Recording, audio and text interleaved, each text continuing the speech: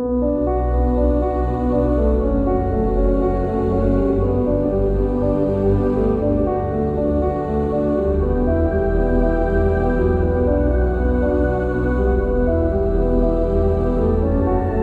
tuning into an episode of the Redefining Society podcast, hosted by Marco Ciappelli.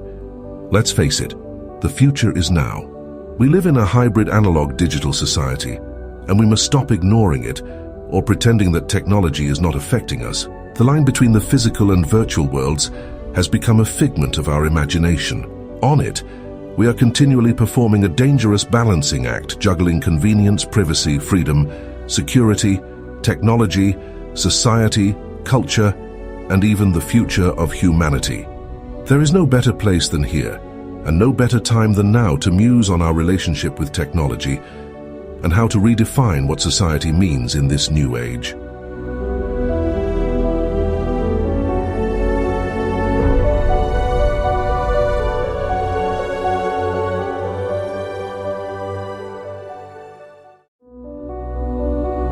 Black Cloak provides concierge cybersecurity protection to corporate executives and high-net-worth individuals to protect against hacking, reputational loss, financial loss, and the impacts of a corporate data breach.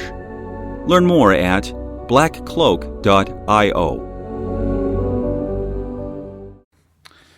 Well, hello everybody. Welcome back to another episode of Redefining Society and Technology, or Technology and Society. It doesn't matter. It's a two-way street podcast with me, Marco Ciappelli.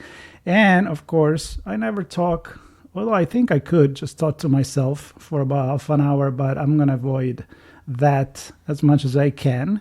And I bring pretty cool guests. And this guest, I brought it all the way from down under, where I was not too long ago to cover the Australian Cyber Conference 2024 in Melbourne. It was an amazing experience. Sean and I got to meet so many cool people. And JJ, which is right here, is one of them. There is a reason why she's the first one coming back after we spoke at the event. But before I bring up the reason, I want to let JJ introduce herself. And welcome to the show. How are you doing? Thank you, Marco. It's wonderful to be here from the other side of the world, coming to you from the future. From the future.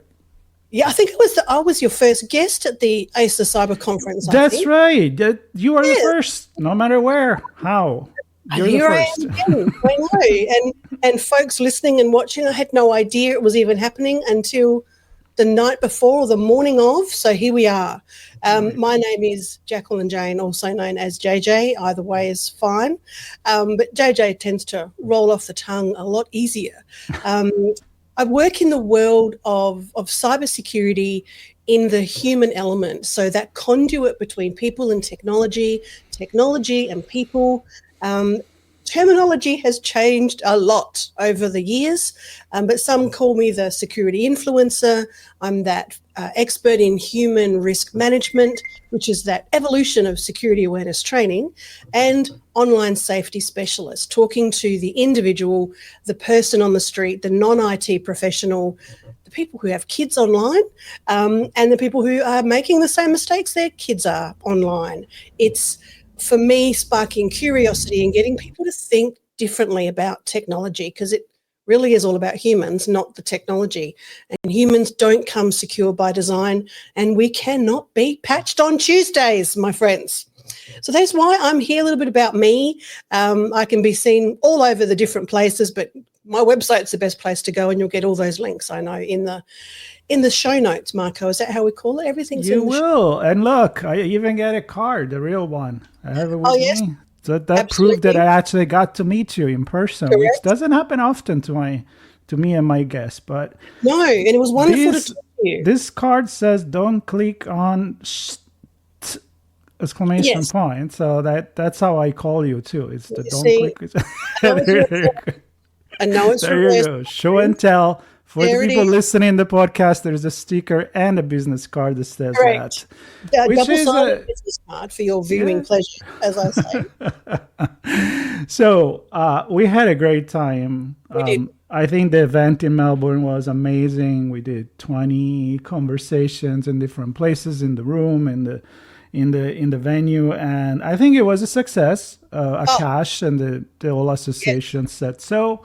I think it was great. And then you got to speak to some of the best people, Marco, some of my favourite people in the world of cyber here in Australia. When I saw the list upon reflection, I'm like, wow, you got to talk to all the good people. And I was there. We got them all, even the ambassador for security infrastructure and cybersecurity there. But when we were talking, and we were talking about, you had several speaking session there. One was about, kind of the fact that you don't need to be technical at all to be secure in cybersecurity. You bring the human aspect. I've always brought the human aspect. And then we mentioned that maybe something was happening in Australia. It was in the talk, it was in the news, and it was about a ban on social media and for people under 16. So I think that's a pretty big news for a lot of reasons. From my perspective, number one, how the hell are you going to knock that? That's I'm curious to see it. The idea could be cool, could be not. And when that happened last week, or if I'm publishing 10 days later, that's still pretty recent. I said, I got to talk to JJ, and here you are. And I know that it's kind of an open-end conversation. I don't think there is an answer, a definitive answer. But let's start with what is it in a few words for people that don't follow cybersecurity or the law. What does it mean for these kids? I call it it's a big can of worms. That's what it is. And it's been open, and the worms are everywhere. And it's the usual terminology, Marco. You can't fence the ocean. The horse is bolted. All the things with social media bans. And I think for me, it runs even closer to my heart. I have a nearly 19-year-old son who I've navigated his digital citizenship over the years, and social media is a big part of that. And when do you give them the device? How do they use it? How do they behave well online? How do you monitor that? It's massive. So luckily for him and his friends, as a result of what he's learnt, he's fine. However, the social media bans I think it came out around about May this year, a little bit earlier, started to talk about the issues of social media and I will acknowledge the harm it has done to certain groups, usually people that are under the age of 16. Not taking away from adults. This is important for people to know. What we'll talk about today covers everybody using online and social media. But this is specifically about kids. And the conversation started with, we're going to ban social media access for anyone 16 and under. And the only way they can access it is with parental consent or permission, and then asking the platforms themselves to monitor who's actually using it and checking their age. And, of course, that opens the privacy can of worms, the human rights can of worms for the kids themselves. And how do you then manage kids who are already using social media? You just take it away from them. And what was fascinating, and the reason why I have such strong opinions on it, and so do many of my peers and experts here in Australia, not just cyber, but the human rights, the kids' rights, looking at mental health, the people who have, unfortunately, and a minor trigger warning, if parents have experienced the ultimate the worst experience they could probably have is their young person in their life, one of their kids, and deciding to end their life because of cyberbullying, online bullying. And that is, I can't even imagine. I cannot imagine. And I absolutely understand that something has to be done about that. That is polarizing. There is no excuse. And the bigger challenge is because it's online, Marco. You can't necessarily find who's doing it, but most of it really does come from the local environment that these kids are in. So being driven by that, the government said, that's it, we're going to support parents and we're going to ban the social media for 16 and under. And nothing else. That was it. And of course, whilst I 100% support the fact that we need to do better for helping kids online, education is the only way. Banning is not. So that is where I've been standing on my soapbox for a long time, talking about alternatives and what we can do to actually make a difference. And then the law was actually passed just at the end of CyberCon when you were here. So end of November, the law has been passed now. So it's the next conversation is, okay, now that's done, what do we do next? How do we support parents and kids and do our very best to strategically manipulate the government to look at it from a different way than banning, because banning just won't work. You know, when we talk about cybersecurity often, just for people, again, that are not cybersecurity expert practitioners and so on, yeah. I heard for 10, 15 years, it's, you know, the user is the weakest link. We need to have technology resolving everything. It needs to happen by design. It needs to happen where in a way that the user doesn't even feel is there. Correct. And we need to enable business. So that's why if you want to kill phishing and email, you don't stop using emails. You just try to keep educating, bring the technology that can help support, I don't know, a little alert that says, Clippy from Microsoft that says, don't click on that, right? The same thing you were saying. So to say, stop using the internet then, so everybody's safe, but then don't drive the car, don't do anything, really. Yes. But instead, let's educate. And I am with you. I don't care what people are going to say. It's not by banning that you kill it. And that's why I think this is going to be a really good conversation. So education comes first. But It does. Can I tell you one of my favorite things to say? Because this is the first time you're going to hear it, I think. It's from me. You probably heard it. But who's going to educate the educators? Yes. Go. Well, here's something new for your listeners maybe. My son doesn't believe it actually was coming out of my brain, but many, many, many years ago, because I've always been an educator and a helper. That's what I do. That's my whole world. And we've all heard the lead the horse to water, can't make it drink. I flipped that to you can lead the brain to knowledge, you can't make it think. And there's a whole lot of knowledge out there. And then, of course, there's the debate of knowledge is power, or is it knowledge in action is power? We can talk for 3 days on that topic another time. But we tell people what to do. I'm talking about the cybersecurity world. We say, don't click on suspicious links, but then don't actually explain what a suspicious link is, how to identify it, and where you'll find them. There's too much assumed knowledge, and it has caused a problem with the rate of human error in cybersecurity incidents, which, depending on the report you read, and you would know this, anywhere between 85 and 95% of cyber incidents are the result of human error. That says something, and it's increased over the years, not decreased. So this is a human problem we have overarching in cybersecurity, and the social media bans really taps into the nature of how our young people are so hyper-connected, and their world is even more intense than our world, where we've been introduced to technology in our working life. They're born with it these days. Yeah, so let's look at the negative and positive. I mean, we kind of say overall it's not good.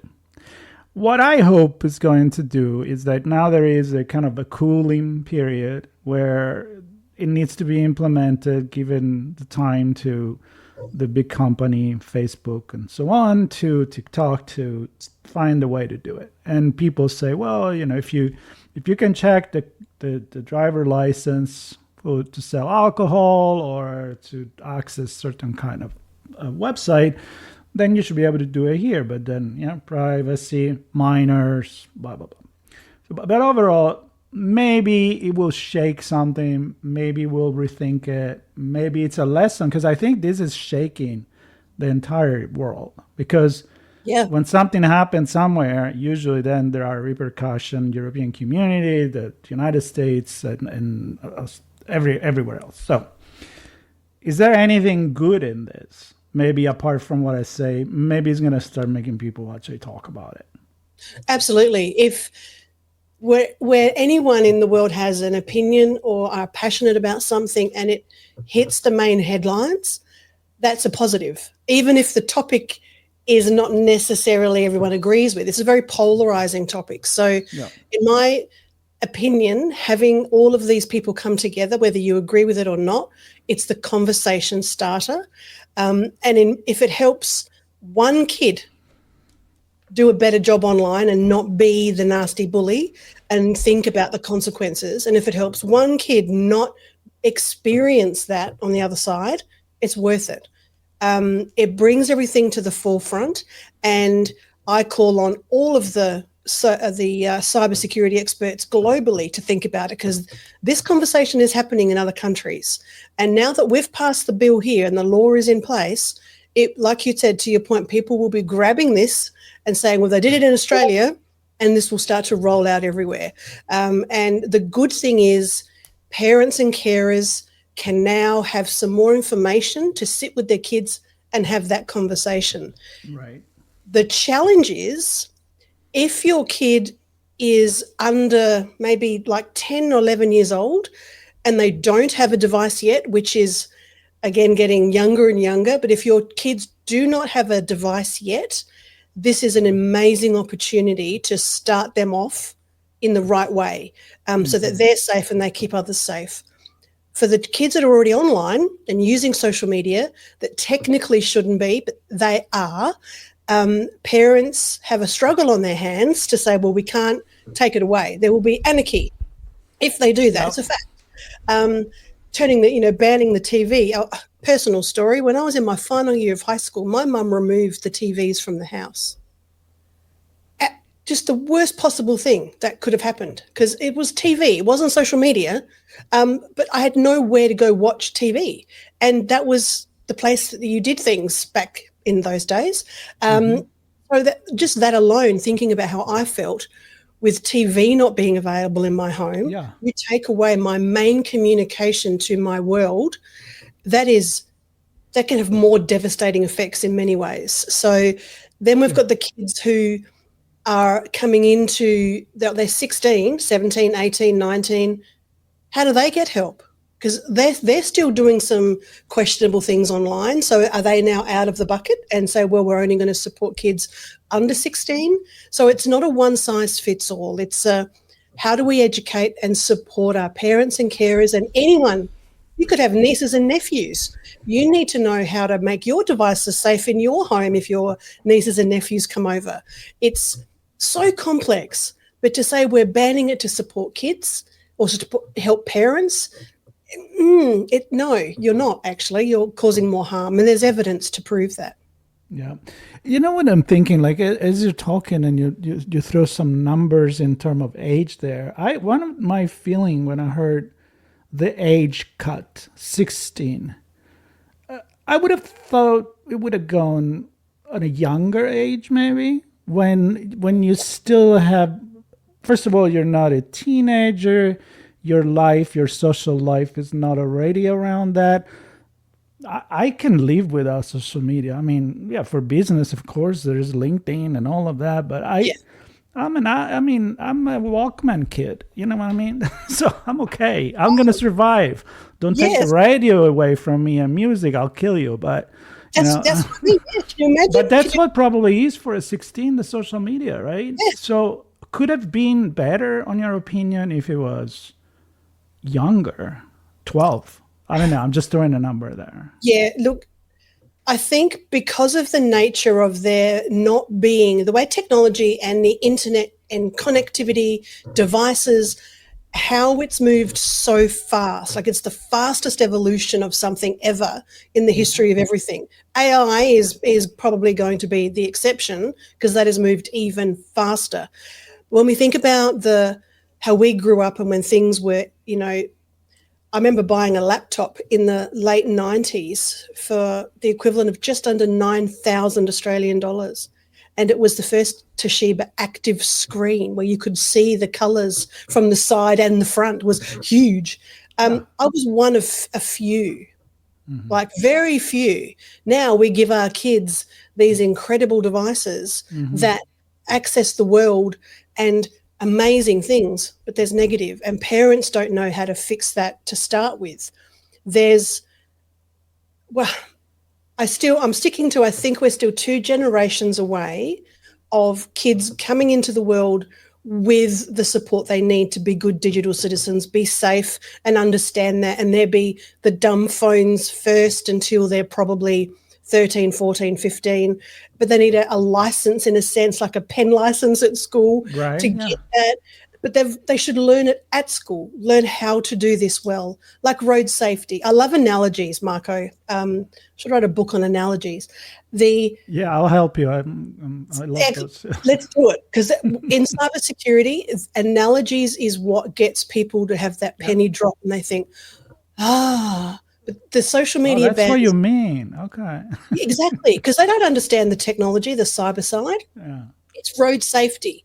When you've got a little tiny walking kid who's just learning their bike, they might have one of those bikes with no pedals and they're just learning their balance, and you don't let them out on the street by themselves. You're with them, you're holding their hand, you're high monitoring. There's sometimes a stick attached to their bike so that they're not going to get off on their own. As they grow and learn more, they might get a new bike with training wheels and you're teaching them the road rules. Cybersecurity and that digital citizenship element, cyber is a life skill. So if we teach it, our parents and carers and adults, if they know what that is, then they can help kids, because grandparents are helping kids with road safety because it's part of our world. And it's the same with cyber. So I strongly believe that if we're educating at age appropriateness of when they're using technology through school, like math, you don't learn calculus in first year of school. You're learning the basic stuff. Same with technology. By the time you leave school, or when it's time for you to embark on a world of social media, you already know about it, what it is, the dangers, the positives. That is critical, and that is a hill I will die on. We can't change that age yet, but maybe in 2 generations we'll have more of a structure like road safety. We don't give a 10-year-old keys to our car and say, can you go down the shop for me, because they can't drive. But we give them these devices and say, don't click on suspicious things and be careful of predators, or we say nothing. And they have no idea. So, yes, as you can tell, I'll keep talking for 6 days on this, Marco, so I'll just... No, but we actually, I want to invite people to listen to go to ITSP Magazine. Actually, on my podcast, this one here, there is our coverage with that interview with you, because we did talk about the education. Yeah. And I think the conclusion was, if you don't learn and you make it part of your culture, then you can't just say 16 years old in the US, in Italy is 18. Here are the keys, because now you're mature enough to drive, but you have no idea, you never drove a bike before. You don't know what the street, you are assimilating in your way of living and thinking and looking, and it becomes part of a certain knowledge. So that break, it's horrible. Absolutely. And I don't think it's the kids' fault, of course, but I think there was a gap. All right, so follow me here, because I've had these conversations other times. When we went from, let's say, the 90s, right? So when we went from people my age, from loving analog to embracing the internet, computers, and all of that, I think we jumped on that train. Right? Yeah. And we learn it on our own, and a file cabinet on Microsoft means, you do reference with the real world, and it is the same thing with what we're doing now, metaphors for the online world, which for a lot of people became the one that didn't take the train, and I'm not making them guilty for that, but they become a generation that they created a gap in knowledge, and their kids got that gap. Exactly. And so that's when I say who educates the educator, because then you expect, oh, you're a kid. Like my dad used to be like, hey, that just fix the stereo system. Okay, fine, I'll figure it out.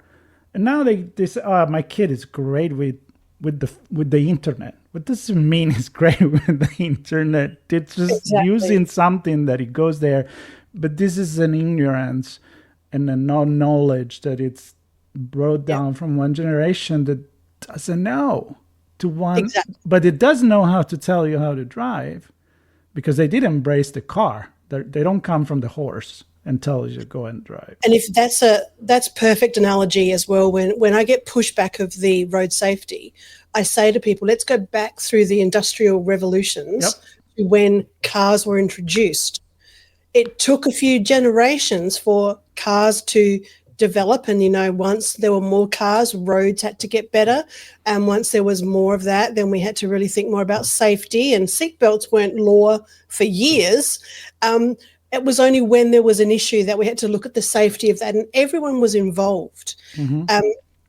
That's how things are supposed to be. And then it took that generation for everyone in the family, no matter what age, knew how to change the oil, knew how to, do the tires, the basic things. Then there were mechanics who were specialists in that, because you can't do all the things on the car. But there was a holistic view where everyone in the community had a role to play.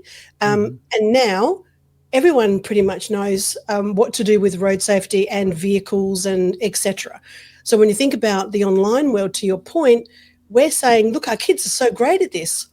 A lot of it they're so great at because technology has made it so easy. I was programming in basic language, people. So I look very good for my age. It wasn't easy to create games then. You were writing the games. It took weeks, and you had to find the full stop error somewhere in your coding. Now, kids just plug and play, pick it up, off they go, download, they're in.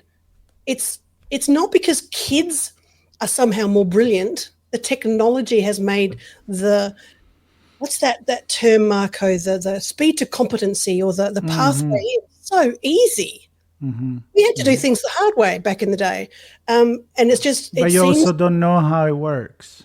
They have no idea. You have no idea. And if you don't have idea, if you don't know that there is electricity in the wall with the wire, that's why the bulb turn on. And you don't need to know how to wire. I wouldn't touch it. But I kind of know if it doesn't work, the bulb, the reason, probably. There's a couple of options, right? It's just moved so fast. And we think, yes, this is fantastic, but we are an impatient society now. We want things now. And like Jez, I can still hear the dial-up tones. I'm sure you can too, Marco. Everything is so quick. We had folks who were listening and watching yesterday. We were going to be doing this yesterday, but my internet was cutting in and out. It was the end of my world, because I thought, I can't do the recording with Marco. Yeah. That is one of those challenges that we need to think about where we are as a society, and there's not a one-size-fits-all for a while yet. So if our governments realise that, okay, this is not a technology issue, this is an evolutionary issue, how do we put a line in the sand where we are now and help these different groups over the next 50, 60, 70 years, we'll get to a point where everyone who comes into the world will know more about what we're doing online, and this won't be an issue, because there will be things in place. Because I think every kid should have the dumb phone for a long time, just for calls and SMS. And when they then understand and can prove that, like a driver's license, then they can have that smarter device, and it can be little bit by little bit, prove themselves, and off they go. I had access. That would be kind of cool, I'd say. Yeah, you get a map because you need the map. You get something because you need something. I kind of like that idea. Now let's go through this. So, for example, I was chatting with ChatGPT because I'm crazy like that. So I talk to technology. Me too. Like that, and so I say, let's look at some pro and cons for this. So I'm going to read you the cons. Privacy concern. We already talked about that.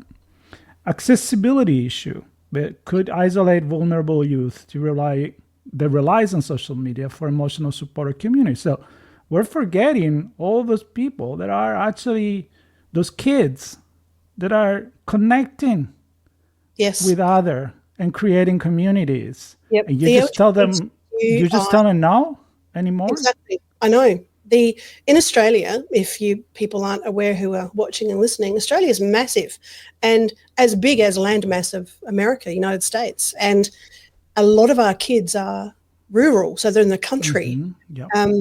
They rely on technology to communicate and connect and do their schoolwork. The LGBTQI plus community, that is where they find their community and belong. Yep. And it's critical for them. The gaming community, if you're a gamer, if you are in the Dungeons and Dragons world, no matter what you do, you can find your people and connect and belong like never before. So you're removing that accessibility for all those groups. It's a good point. Or if you're programmers and want to exchange, your kid that wants to get into that or any other, like you could be in history and anthropology or whatever you want, but you're killing education and connection. So third point, implementation challenges. That was how we started. Great idea. Now go and do it. I don't know how you do it, because that brings to another problem, which is also, we know that if you tell a kid not to do something, they're going to find a way to do it. And I feel like there's going to be, for some, way worse consequences than just using the regular social media. I don't even want to think about that. Oh, no. And to that point, and I'll say this is for all Australians listening, for the kids, for parents and carers, what are the penalties if your kid is under 16 and they do use social media? Firstly, there's a 12-month period of implementing all of this. Secondly, there are no civil penalty for parents or anyone else who provide access to the kids under 16 for social media. So nothing can legally happen. It just they're trying to make it harder and make it a banned thing. So like getting some alcohol if you're 15, 16, 17 years of age and that's what you want to do, you will find someone to buy the alcohol for you. That's what people do, not kids. That's what people do. Prohibition, there's another conversation. This is about, we don't want kids to go get another device and have no idea what they're doing, and more harm can come from that. I had access to my son's phone, I don't now. I probably still do, actually. I never looked at it, but I had access. So that was facial recognition and at the time thumbprint, because he was under the age of 18. And that's my job as a parent, to make sure he's safe online. I was a friend for all his social media stuff, never commented. Parents, carers, do not engage in conversation with your kids as teenagers. Just be there to observe. Don't even go and look unless you really feel it's necessary. I had no need and access to go look at all, ever. He knew I had the ability to do so, and I checked it because that's my role, to protect my son online. Right. So many parents and carers don't even think about that. They just give the phone and that's it. And then should they need access, they can't find anything out. So if we ban it, kids will go the prohibition line and get devices elsewhere. They're so cheap. They're not expensive anymore. Well, they'll go and steal them if they really want them. That's how desperate they'll get. Yeah, and I think they'll probably come up some alternative, illegal, more free to access social media. I don't know if they're going to go in the dark web, but that's an option. Or you're going to use a VPN and connect. I don't want to give ideas, but there is a lot of ways that you can hack the system. Marco, that was a big thing. People are like, you shouldn't be telling everyone what to do. I said, you can go to any search engine and type it in and get all the details. Yeah. So I'm not giving any specialized information to anyone. Parents don't know that their kids can go on their Xbox or PS5 and access the internet. They don't know that. They're not gamers. Yeah. You can access the internet for your car, and many people don't even know it's connected to the internet. If Fridge can help you these days. Exactly. So, I'm sure people can hear the frustration, but it is a frustration. There's so much that Yeah, and you're touching on the parental rights, because that was point number 4. You already went there. So if somebody, yeah, well, you probably did the same question I did, and then again, I think it's just not empowering knowledge, and just say, when I was a kid, and if my dad would be like, "No, you can't do that," my question would be like, "Why not?" You can't just tell me not to do it. You got to give me a reason. Yeah. So when you ban, you're not giving a reason. You're just, I'm going to take it away from you. And you're not educating people. And that's the problem. And especially some people here are leading with, well, the parents can say to their kid, well, the government says you can't do it, so you can't do it. Mm-hmm. That isn't going to land with teenagers. It just won't. It's a very knee-jerk reaction to a legitimately real problem. And when there's a complex problem, there's something that, I have this highlighted because it's important. This situation we have is what's known as a wicked problem. This was from a friend of mine who brought this to my attention. A wicked problem is a complex social or cultural issue that is a difficult or inherently impossible to solve. This is one of those wicked problems. You can't just ban it, stop it, measure it, manage it. Mm-hmm. It's so complex. And I think that is, if people realise that, then they're getting themselves off the hook as parents who might be thinking, I've done the wrong thing. I'm a bad parent. No, you don't know what you don't know. So this is about taking a step back and saying, okay, my child or my children, what are their ages? Where are they at? And you will need to look at different approaches. It's not easy. And that's where I'm wanting to create I suppose, a place where parents and carers can come anywhere in the world and say, okay, my kid's this age, what do I do? Mm-hmm. Because it's not necessarily something that you can just say, download this checklist, you're done. It's not that easy because parents are making the same mistakes online as their kids are.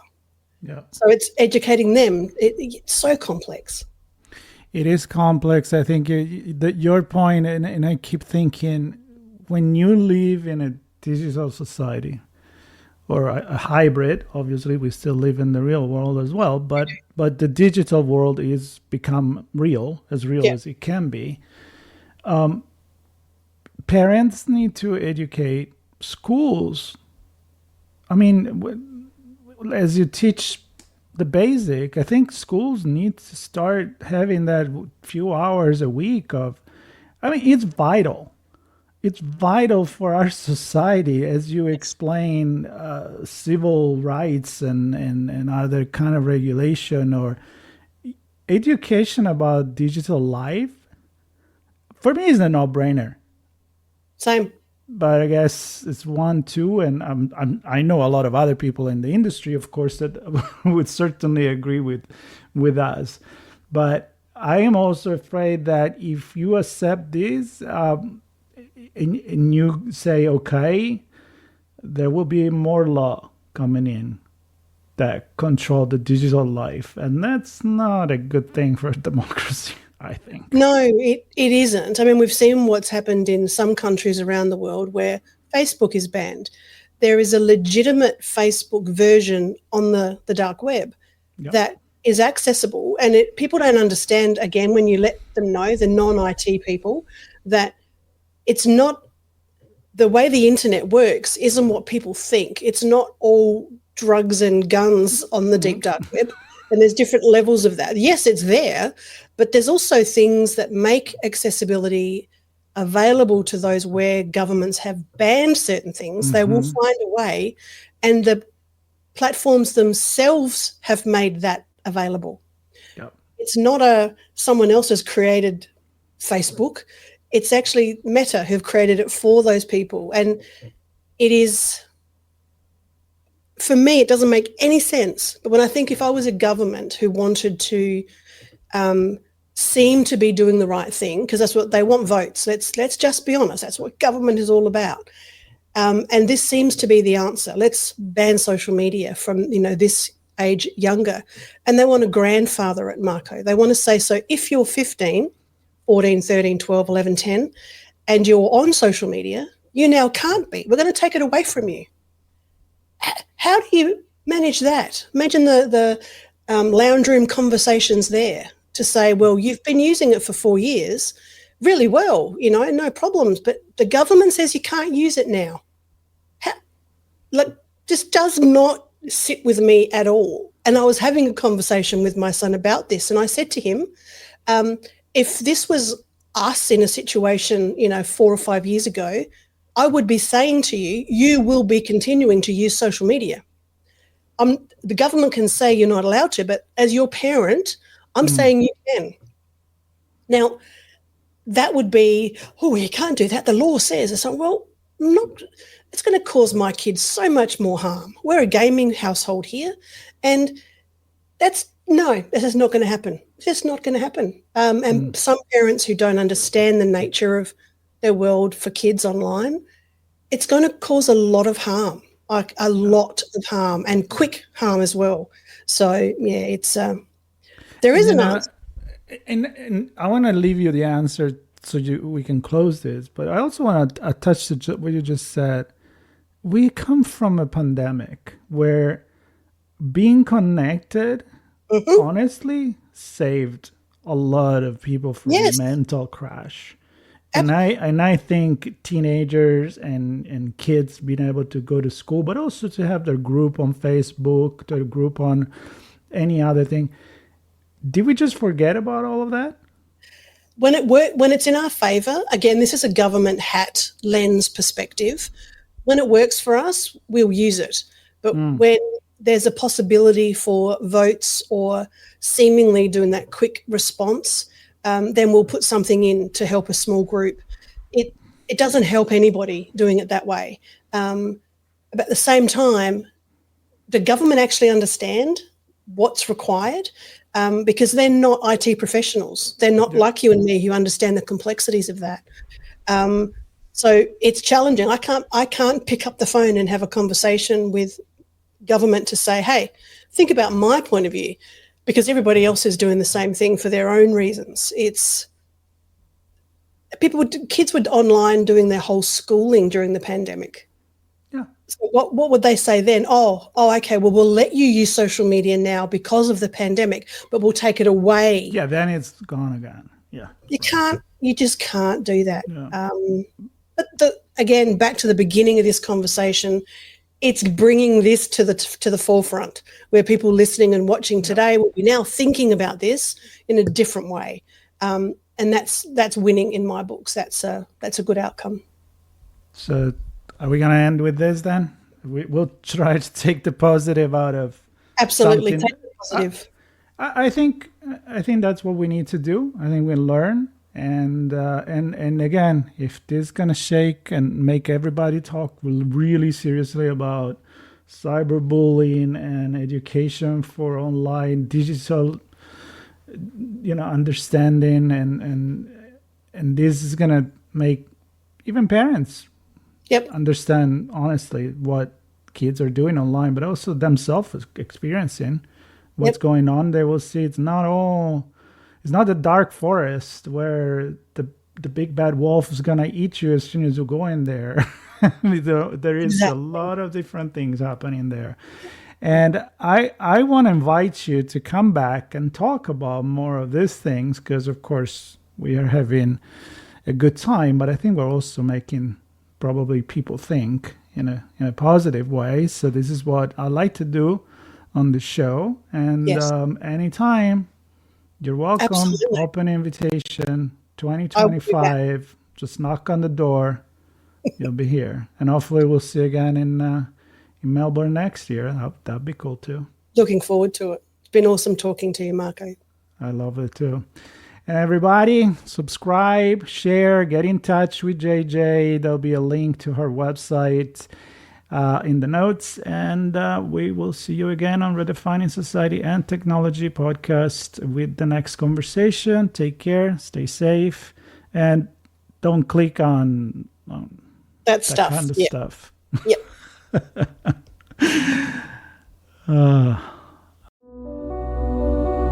Black Cloak provides concierge cybersecurity protection to corporate executives and high net worth individuals to protect against hacking, reputational loss, financial loss, and the impacts of a corporate data breach.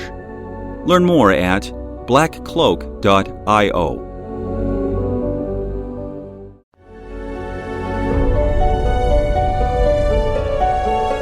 We hope you enjoyed this episode of Redefining Society podcast, hosted by Marco Ciappelli. If you learned something new and this conversation made you think, then take a moment to rate this show and add it to your favorite podcast player. Subscribe to our YouTube channel and share this episode with your friends, family, and colleagues. We invite you to come back for more stories and follow Marco Ciappelli on his social media as he continues this journey into the future of our societies.